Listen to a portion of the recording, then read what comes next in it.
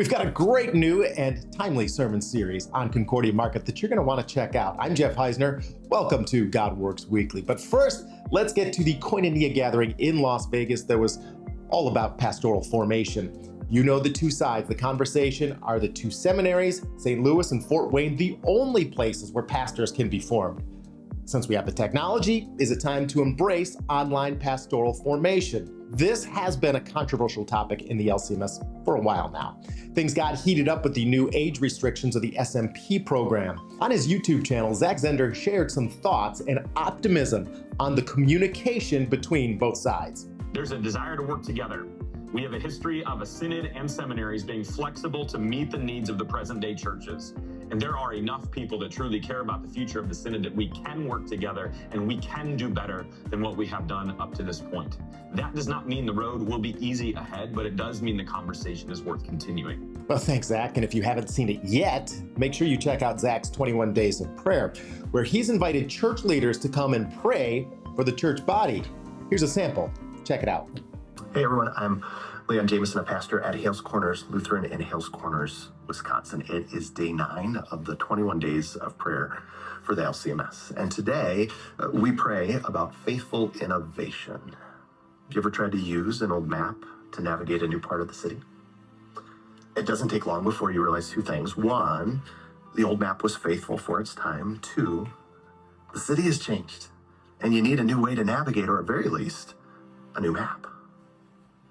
The church can feel like that, right? Deeply rooted in what has been faithful and yet surrounded by a world that looks very different than it did even 5 years ago.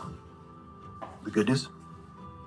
Jesus never leaves us without a way forward. And in Isaiah 43:19, God speaks these words to his people. See, I am doing a new thing.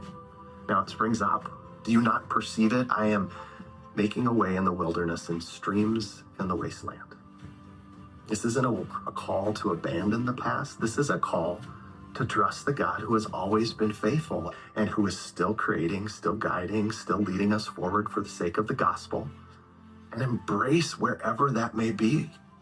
A faithful innovation, it means this: holding tightly to Jesus while holding loosely to our methods. His mission stays the same, but he loves to surprise us with how we carry it out. Going inside Concordia Market, and I know we just finished up Christmas, but it's time to think about the Lenten season. And Joel Hoyer has put together a new sermon series. It's called The Last Words of Christ. It's a complete 16-message Lenten and Easter preaching series with illustrated PowerPoints to boot. I hear it's awesome, but don't take my word for it. Here's Dave Maier. Pastor Joel Hoyer and his site, he has incredible sermons. He has a missional heart. His Bible studies are outstanding.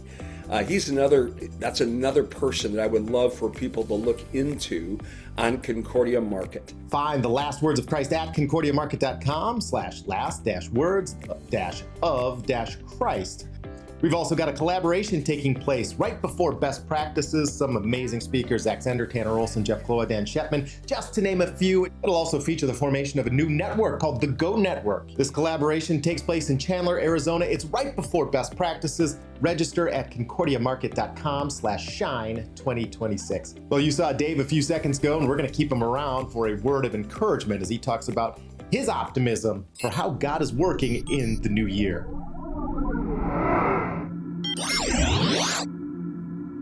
God is advancing the kingdom, and it's little by little. But here's the neat thing.